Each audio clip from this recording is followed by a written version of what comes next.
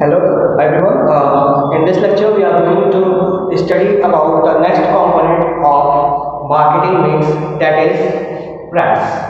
In my previous lecture or in my previous video lectures, I have clearly discussed about the other factor or the one factor, that is the product, and now in this lecture I am going to discuss about the price. So in marketing mix, when we talk about the price, so here in price you can say that what is a price. The first question arises that what is a price. So here you can clearly see that the value which is paid by a buyer, the value which is paid by a buyer to the seller to purchase a commodity is called price. मतलब कि हम जो भी value, जो भी monetary value, जो भी पैसा एक सेलर को देते हैं एक कमोडिटी को परचेज करने के लिए या एक कमोडिटी का ओनरशिप लेने के लिए, उस मॉनेटरी वैल्यू को हम प्राइस ऑफ द कमोडिटी कहते हैं या हम उस कमोडिटी का प्राइस कहते हैं। ठीक है, अब हम बात करेंगे कि अब इसी से रिलेटेड आपका एक चीज आता है, प्राइस मिक्स क्या है। अब इसके पहले आप समझिए कि प्राइस का एग्जांपल जैसे समझिए कि आप अगर एक पैकेट बिस्किट परचेज करने जाते हो तो उस पैकेट का कुछ एक मॉनेटरी वैल्यू होगा। Monetary value say that 5 rupees, 10 rupees, 15 rupees, 20 rupees, etcetera etcetera etcetera. So this is what, this is the value of that commodity. तो वो उस कमोडिटी की वैल्यू है या हम यूँ कहें कि वो उस कमोडिटी का प्राइस है। अब हम बात करते हैं कि ये प्राइस जो है डिसाइड कैसे किया जाता है। तो ये प्राइस डिसाइड करने के लिए हम प्राइस मिक्स को देखते हैं। प्राइस मिक्स क्या है कि उस एक कमोडिटी के प्राइस में काफी सारे प्राइसेस मिक्स होते हैं। अब काफी सारे प्राइसेस मिक्स होते हैं या क्या क्या फैक्टर्स रिस्पॉन्सिबल है उसको हम वन बाय वन डिस्कस करते जाएंगे। First of all we have to discuss what is price mix. So price mix, here you can say that price mix is all about the decision which is taken related to the fixing price of a commodity। हम कैसे एक commodity के price को fix करेंगे, ऐसे क्या क्या basis होंगे, ऐसे कौन कौन से आधार होंगे कि जिसके आधार पे या फिर जिसके बिहाफ में हम किसी भी कमोडिटी का प्राइस फिक्स करेंगे। इन सभी से रिलेटेड डिसीजन को हम क्या कहते हैं, इन सभी से रिलेटेड डिसीजन को हम कहते हैं price mix. Okay, now moving forward we are going to talk about that what are the factors which are responsible for pricing of the commodity। मतलब अगर हम किसी एक कमोडिटी का प्राइस अगर निर्धारित करते हैं तो उसके पीछे क्या क्या फैक्टर्स वर्क करते हैं। ठीक है, पहला फैक्टर है हमारा प्राइसिंग ऑब्जेक्टिव। प्राइसिंग ऑब्जेक्टिव मतलब कि अगर हम किसी कमोडिटी का प्राइस निर्धारित कर रहे हैं तो उसके पीछे क्या ऑब्जेक्टिव है। अब एक छोटे से एग्जांपल से समझिए, अगर हम किसी प्राइवेट कंपनी का प्रोडक्ट परचेज करने जाते हैं तो उसके लिए हमको ज़्यादा प्राइस पे करना पड़ता है as compare to the price which is paid by us to purchase a government produced commodity. अगर कोई कमोडिटी, जैसे मैं अगर एग्जांपल ले लूँ, अगर मैं एग्जांपल लेता हूँ एक छोटा सा, यू कैन से दैट अगरबत्ती का अगर मैं एग्जांपल लूँ तो अगरबत्ती जो है उसको प्राइवेट कंपनी भी मैन्युफैक्चर करती है और साथ ही साथ सरकारी कंपनियां, हम यूँ कहें खादी उद्योग भी उसको मैन्युफैक्चर करता है कि जो कि एक गवर्नमेंट यूनिट है। अब यहाँ पे अगर हम दोनों के प्राइस को कंपेयर करें तो हमको पता चलेगा जो प्राइवेट कंपनीज की जो अगरबत्ती है उनका प्राइस हाई है और वहीं जो गवर्नमेंट कंपनीज की जो अगरबत्ती होती है उसका प्राइस लो है। ऐसा क्यों होता है? ऐसा इसलिए होता है क्योंकि दोनों का प्राइसिंग ऑब्जेक्टिव डिफरेंट है। प्राइवेट कंपनी का ऑब्जेक्टिव क्या है प्राइसिंग का, कि उसको प्रॉफिट कमाना है, और वहीं जो सरकारी कंपनी है उसका क्या है कि उसको ज़्यादा से ज़्यादा लोगों तक पहुंचना है, उसको सोशल वेलफेयर करना है। तो अब समझिए कि प्राइसिंग ऑब्जेक्टिव जो होता है, प्राइसिंग ऑब्जेक्टिव आपका दो तरीकों पे हम डिसाइड करते हैं। अगर कंपनी का मतलब होगा प्रॉफिट अर्न करने का तो कंपनी जो है अपने प्रोडक्ट के प्राइसेस को हाई रखेगी, और अगर कंपनी को ज़्यादा से ज़्यादा लोगों तक अपना प्राइस और अपनी कमोडिटी पहुंचानी होगी या सोशल वेलफेयर करना होगा तो कंपनी चाहेगी कि वो अपने प्राइस को कम से कम रखे ताकि ज़्यादा से ज़्यादा लोगों तक पहुंच सके। इसके साथ ही साथ प्राइसिंग ऑब्जेक्टिव में कुछ और चीज़ें भी इंक्लूड होती हैं, जैसे कि हम बात करें जब हम प्राइसिंग ऑब्जेक्टिव को देख रहे हैं तो इसमें और भी चीज़ें हैं। पहली चीज़ क्या है, ऑब्टेनिंग मार्केट लीडरशिप। अगर हम बात करें तो प्राइसिंग ऑब्जेक्टिव में कुछ और इसके सब पार्ट्स होते हैं, जैसे पहला क्या है कि यहाँ पे obtaining leadership, obtaining market leadership.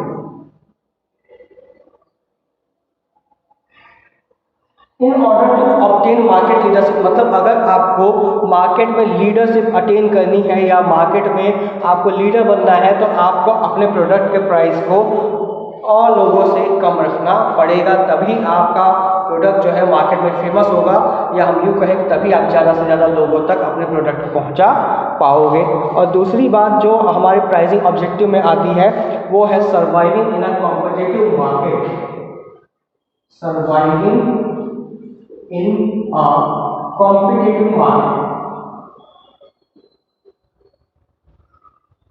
अब इसमें समझिए कि हमारी प्राइस ऐसी भी नहीं होनी चाहिए कि हमारे फर्म को लॉस हो, हमारी प्राइस ऐसी भी नहीं होनी चाहिए कि हमारे फर्म को लॉस हो, क्योंकि अगर हमारे फर्म को लॉस होगा तो हम मार्केट में टिक ही नहीं पाएंगे, हम बहुत कम समय तक अपने प्रोडक्ट को मार्केट में सेल आउट कर पाएंगे। और इसीलिए हमारा जो प्राइस होना चाहिए वो कॉम्पिटिटिव प्राइस हो। कॉम्पिटिटिव प्राइस मतलब कि हमारा प्राइस जो है ऐसा ना हो कि हमारा पड़ोसी अगर किसी प्रोडक्ट को 10 रुपीज़ में सेल कर रहा है और हम उसे 12 रुपीज़ में सेल करेंगे, क्योंकि यहाँ पे जो हमारा प्राइसिंग परसेंटेज है वो 20% हाई होगा। It can differ from up to you can say that as per the market standards your price can differ from maximum 5% from your competitors। मतलब अगर आपका प्राइसिंग 5% मैक्सिमम 5% तक आपके कंपटीटर से डिफर कर रहा है तो आपका प्रोडक्ट सर्वाइव करेगा, अदरवाइज लोग आपके प्रोडक्ट को छोड़ के बाकी आपके कंपटीटर के प्रोडक्ट की तरफ ज़्यादा फोकस करेंगे। क्योंकि अगर सेम, देखिए यहाँ पे जनरल ह्यूमन टेंडेंसी है, अगर आपको सेम टाइप ऑफ प्रोडक्ट खरीदने के लिए एक जगह 10 रुपये पे कर रहे हो और एक जगह आप उसी कमोडिटी के लिए 15 रुपये पे कर रहे हो, तो आप जाहिर सी बात है कि जब आपकी ज़रूरत 10 रुपीज़ से कंप्लीट हो जाएगी तो आप 15 रुपीज़ को परचेज नहीं करने जाओगे, आप इसको प्रेफर करोगे, आप प्रेफर करोगे 10 रुपीज़ की कमोडिटीज़ को। सेम वे अगर आपको कॉम्पिटिटिव मार्केट में सर्वाइव करना है तो आपकी प्राइसिंग जो है आपके कॉम्पिटिटर्स के बिहाफ पे चलनी चाहिए। और साथ ही साथ अब हम बात करते हैं कि यहाँ पे आपको एक चीज़ और याद रखना है, वो है कि आपको अपनी क्वालिटी भी अटेन करनी है। Quality product must be there. Quality product क्यों? क्योंकि अगर आप अपनी प्राइस को कम करने जाओगे, तो it might show to the customer that you are selling inferior product, मतलब आप अच्छे प्रोडक्ट को सेल नहीं कर रहे हो, इसीलिए आपका प्राइस कम है। तो आपको जो है कम प्राइस में क्वालिटी प्रोडक्ट भी सेल आउट करना होता है। तो ये प्राइसिंग ऑब्जेक्टिव के 3 हम यूँ कहें कि ये 3 इसके सब ऑब्जेक्टिव्स हैं। पहला क्या है कि obtaining market leadership. In order to obtain market leadership, your product price should be the lowest as compared to the other products available in the market, and at the same time you have to survive in the competitive market also, so that you can sell your product for a longer period of time, as well as the third one is quality product, कि आप क्या जो pricing है वो आपका इतना भी कम नहीं होना चाहिए कि आपका प्रोडक्ट मार्केट में लोगों को इन्फीरियर प्रोडक्ट लगने लगे। Okay, so moving forward with the next factor responsible, that is product cost। Product cost में हम सीधे बात करते हैं कि हमें प्रोडक्ट बनाने में मेरा कितना कॉस्ट लगा। The cost which is incurred to manufacture a product in a company is known as product cost. अब इसको दोबारा समझिए कि एक प्रोडक्ट को बनाने में जो कॉस्ट लगा, जो इंटरनल कॉस्ट कंपनी का लगा है, जैसे कि अगर आप बिस्किट मैन्युफैक्चर कर रहे हो तो बिस्किट मैन्युफैक्चर करने के लिए आपको उसके रॉ मटेरियल्स लगे, लेबर लगा, कैपिटल लगा, फिर आपका एंटरप्रेन्योरशिप का खर्चा आया कि मतलब मेरा वो प्रोडक्ट मार्केट में सेल आउट होगा या नहीं होगा। तो इन सभी कॉस्ट को जब हम जोड़ेंगे या सम अप करेंगे तो हमको क्या मिलेगा? Product cost. So product cost, you can say that the initial cost which is incurred to manufacture a product is known as product cost। Clear है? किसी भी प्रोडक्ट को बनाने के लिए हमारा जो मैन्युफैक्चरिंग कॉस्ट आता है, जिसमें हमारे raw material, land, labour, capital, entrepreneurship सबका कॉस्ट समअप किया जाता है, उसको क्या बोलते हैं? Product cost. अब यहाँ पे समझिए कि इसका प्राइसिंग में ये कैसे अफेक्ट करता है। तो प्राइसिंग में ऐसे अफेक्ट करेगा कि आप कोई भी प्रोडक्ट अगर मैन्युफैक्चर करोगे तो आप उसको उसके एटलीस्ट प्रोडक्ट कॉस्ट से ज़्यादा पे ही बेचोगे, कम पे नहीं बेचोगे। जैसे अगर सपोज दैट अगर ये मार्कर बनाने में आपका 10 रुपीज़ इनकर हुआ है, अगर आपका 10 रुपये इस मार्कर को बनाने में लगा है तो आप इसको 10 रुपये से ज़्यादा में ही बेचोगे, मतलब 11 रुपये में ही बेचोगे। आप इसको 10 रुपये से कम 8 या 9 रुपये में सेल आउट नहीं करोगे, क्योंकि अगर आप 8 या 9 रुपये में सेल आउट करोगे तो आपका मैन्युफैक्चरिंग कॉस्ट ही नहीं आ पाएगा। तो जब आपका मैन्युफैक्चरिंग कॉस्ट नहीं आ पाएगा तो आप लेबर को उसके वेजेस कहाँ से दोगे?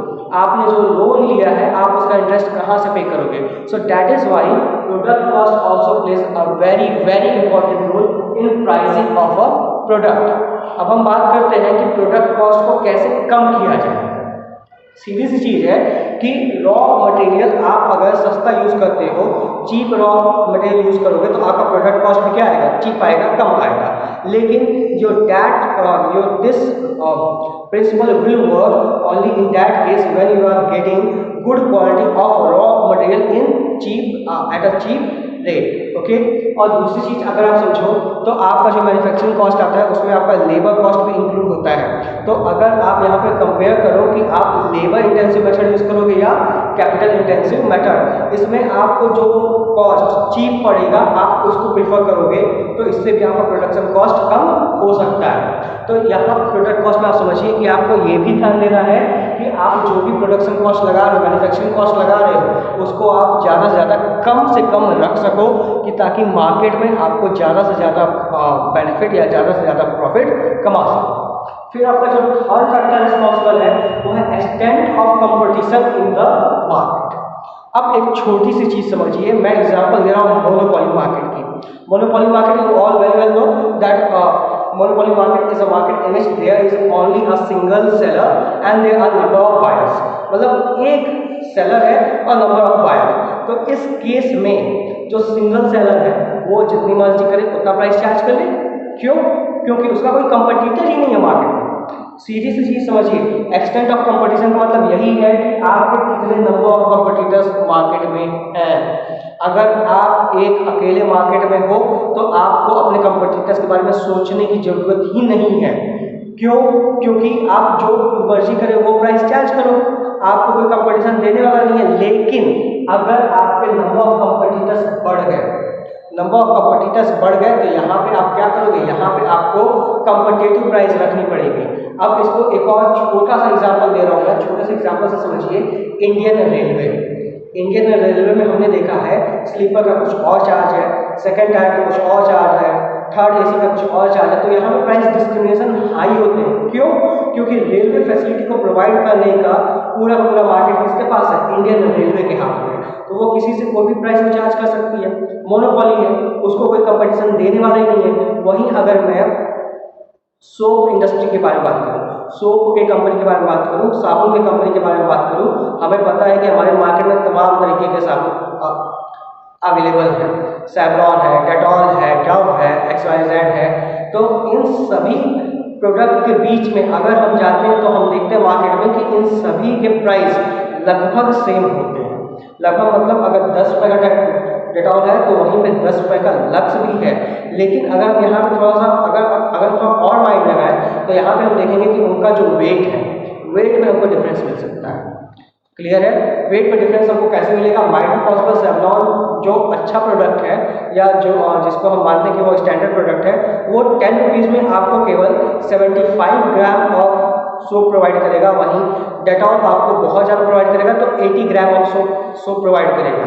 तो यहाँ पे प्राइस देखिए, प्राइस दोनों की सेम है, लेकिन यहाँ पे क्या किया कि यहाँ पे कंपटीशन को बनाए रखने के लिए प्राइस को कॉमन रखा, लेकिन थोड़ा सा वेट में प्लस माइनस कर दिया। तो इसीलिए कहा जाता है कि अगर आपके कंपटीटर्स ज़्यादा होंगे तो आपको अपनी प्राइस अपने कंपटीटर्स के हिसाब पे रखनी पड़ेगी। अदरवाइज अगर आपका कोई कंपटीटर नहीं है तो आप किसी से कोई भी प्राइस चार्ज करने के लिए free. Okay, moving forward with the fourth factor that is customers demand and utility. Customers demand and utility में समझिए, अगर कस्टमर की डिमांड हाई है और उस प्रोडक्ट की यूटिलिटी भी हाई है। यूटिलिटी का मतलब क्या होता है? Utility means the power of a commodity to satisfy human wants. Commodity की पावर ह्यूमन वांट को सेटिस्फाई करने की हम उसको क्या बोलते हैं? उसको बोलते हैं यूटिलिटी। अब समझिए कि अगर कस्टमर की डिमांड ज़्यादा होगी, यूटिलिटी ज़्यादा होगी तो आप प्राइस ज़्यादा रख सकते हो। इसका आप करंट एग्जाम्पल समझिए, इन रेनी सीजन, बरसात के मौसम में जनरली हम देखते हैं कि अम्ब्रेला के प्राइसेस या रेनकोट के प्राइसेस अचानक से बढ़ जाते हैं। क्यों? क्योंकि कस्टमर की डिमांड बढ़ जाती है, उस कमोडिटी की यूटिलिटी बढ़ जाती है। वहीं अगर हम इन्हीं अम्ब्रेलास को, इन्हीं रेनकोट्स को अगर हम ऑफ सीजन में खरीदने जाएँ, विंटर में खरीदने जाएँ या समर में खरीदने जाएँ, तो हमको कंपेरेटिवली चीप रेट्स में मिल जाएंगे। या अगर आप इसको एक और एग्जाम्पल से समझना चाहो तो जितने भी विंटर क्लोथ्स होते हैं, जितने भी जैकेट्स होते हैं, स्वेटर्स होते हैं, जब विंटर स्टार्ट होता है, यू कैन से दैट कि नवंबर के टाइम में इनके प्राइसेस कहीं ज़्यादा हाई हो जाते हैं, लेकिन फेब लास्ट होते होते आपको मॉल्स वगैरह में बड़े बड़े बैनर्स पे पोस्टर लिखे हुए दिखेंगे, 50% of, 60% of, 70% of all winter items. Why it is so? It is so because at that time customer has no demand for that jackets or sweater. अब जाहिर सी बात है, कोई मार्च में तो जैकेट और स्वेटर पहन के तो चलेगा नहीं, तो कस्टमर की डिमांड जब ज़्यादा होगी, यूटिलिटी ज़्यादा होगी, तो प्राइस आप ज़्यादा रख सकते हो। लेकिन अगर कस्टमर की डिमांड कम है, यूटिलिटी कम है, तो आप तब जो है कस्टमर से ज़्यादा प्राइस चार्ज नहीं कर सकते हो। Okay, moving forward with government legal regulations. अब यहाँ पे हम समझते हैं, यहाँ पे हम बात करते हैं गवर्नमेंट लीगल रेगुलेशंस के बारे में। तो यहाँ पे आप एक छोटी सी चीज़ समझिए कि गवर्नमेंट क्या करती है, या तो सब्सिडी देती है और इनडायरेक्ट टैक्स जो है वो चार्ज करती है। गवर्नमेंट का इतना फंक्शन समझिए कि government provide subsidy to a product as well as charge indirect taxes on the same product. अब सब्सिडी क्या होता है? Subsidy is, you can say that subsidy is the rebate which is given by the government on necessities item. जितने भी जरूरत की सामानें होती हैं उन सभी पे गवर्नमेंट जो डिस्काउंट प्रोवाइड करती है उसको हम क्या बोलते हैं? उसको हम बोलते हैं सब्सिडी, जो कि नॉर्मल रेट से, जो कि कमोडिटी के नॉर्मल रेट को क्या करती है? रिड्यूस करती है। जैसे एग्जांपल समझिए, एलपीजी सिलेंडर्स, उनकी मार्केट वैल्यू नियर अराउंड 750 के आसपास है, लेकिन गवर्नमेंट क्या करती है? लगभग 200 से 250 रुपये हमारे बैंक अकाउंट में ट्रांसफर कर देती है एज अ सब्सिडी। तो गवर्नमेंट ऐसा क्यों करती है? गवर्नमेंट ऐसा इसलिए करती है ताकि एलपीजी को ज़्यादा से ज़्यादा यूज़ किया जा सके। वहीं जो लिकर आइटम्स होते हैं, जो सिगरेट्स वगैरह होते हैं, जो टोबैको आइटम्स होते हैं, गवर्नमेंट उस पर 100% टैक्स इम्पोज करती है। या हम यूँ कहें कि अगर किसी एक लिकर का प्राइस 50 रुपीज़ है तो उस पर 50 रुपीज़ एडिशनल जो हम पे करते हैं तो वो गवर्नमेंट का टैक्स है। ओके, तो गवर्नमेंट क्या करती है? गवर्नमेंट जो है अपने लीगल रेगुलेशंस में इस चीज़ को मेंशन कर देती है कि गवर्नमेंट किस प्रोडक्ट पे सब्सिडी प्रोवाइड करेगी और किस प्रोडक्ट पे टैक्स चार्ज करेगी। तो गवर्नमेंट अगर सब्सिडी प्रोवाइड कर रही है, अगर बात करें कि गवर्नमेंट अगर सब्सिडी प्रोवाइड कर रही है तो उस कमोडिटी की प्राइस ऑटोमेटिकली क्या हो जाएगी? कम हो जाएगी। और गवर्नमेंट अगर टैक्स चार्ज कर रही है तो again the reverse, vice versa, you can say that कि उस कमोडिटी की प्राइस क्या होगी? इंक्रीज कर जाएगी। तो इसलिए जो गवर्नमेंट लीगल रेगुलेशंस होते हैं वो भी हमारे प्राइसिंग ऑफ द प्रोडक्ट को अफेक्ट करते हैं। जैसे इसका एग्जांपल समझिए, अगर मैं बात कर रहा हूँ सब्सिडी की, तो what subsidy will do? Subsidy will reduce price. Subsidy क्या करेगा? प्राइस को रिड्यूस कर देगा। और अगर मैं बात कर रहा हूँ इनडायरेक्ट टैक्सेस की, अगर गवर्नमेंट टैक्सेस ज़्यादा इम्पोज कर रही है तो वो प्राइस क्या कर देगा? प्लस कर देगा, बढ़ा देगा। अब हम लास्ट बात करते हैं मार्केटिंग मेथड यूज्ड। अब मार्केटिंग मेथड यूज के बारे में अगर हम बात करें तो मार्केटिंग मेथड को पहले समझिए। मार्केटिंग मेथड क्या है? Marketing method is the techniques और you can say that the tools used to increase the selling of a product in a market is known as marketing method. Company कौन से tools, कौन सा जरिया use करती है अपने प्रोडक्ट के सेल्स को बढ़ाने के लिए, इसको हम कहते हैं मार्केटिंग मेथड। अगर हम बात करें कि एक नॉर्मल सा प्रोडक्ट है, जैसे कि हम बात करते हैं लक्स सोप, तो लक्स सोप की मार्केटिंग करने के लिए हमने देखा है कि काफ़ी बड़े बड़े सेलिब्रिटीज़ को कंपनी हायर करती है। जैसे एग्जांपल समझिए कि लक्स सोप के एडवर्टाइज के लिए जो है यू कैन से दैट कभी लक्स सोप का एडवर्टीजमेंट ऐश्वर्या राय के पास था, फिर उसके बाद प्रियंका चोपड़ा के पास आया, एक्सेट्रा एक्सेट्रा करके इसको काफ़ी सारे सेलिब्रिटीज़ ने जो है इस ऐड को किया। तो क्या इन सेलिब्रिटीज़ ने इस ऐड को करने के लिए कोई चार्ज नहीं लिया होगा? एग्जैक्टली लिया। तो ये जो चार्जेस लेंगे तो ये चार्जेस भी आपके प्रोडक्शन कॉस्ट में क्या हो जाएंगे? इंक्रीज हो जाएंगे। तो कंपनी को मार्केटिंग मेथड भी इस तरीके से यूज करना चाहिए कि उसका cost of the product increase ना हो। ठीक है, तो यहाँ पे मार्केटिंग मेथड से समझिए कि अगर company large scale of marketing method use कर रही है, बड़े बड़े बैनर्स लगवा रही है, बड़े बड़े पोस्टर्स लगवा रही है, टीवी में एड्स करवा रही है, leaflet pamphlet XYZ things use कर रही है, तो यहाँ पे डेफिनेटली उसका जो प्राइस होगा वो कंपेरेटिवली हाई हो सकता है, क्योंकि इन सभी चीज़ों को करने के लिए कंपनी को पैसे देने पड़ेंगे, कॉस्ट इनकर होगा। और वहीं अगर कोई कंपनी इन सभी मेथड्स को यूज नहीं करती है तो उसकी कॉस्टिंग क्या होगी, कम आएगी। So this is all about your pricing of the commodity, or you can say that the second market mix. In my next lecture I will discuss about the physical distribution as well as the promotion techniques which are used by a marketer to increase the selling of a product. Okay, so till then, stay home, stay safe, God bless you all.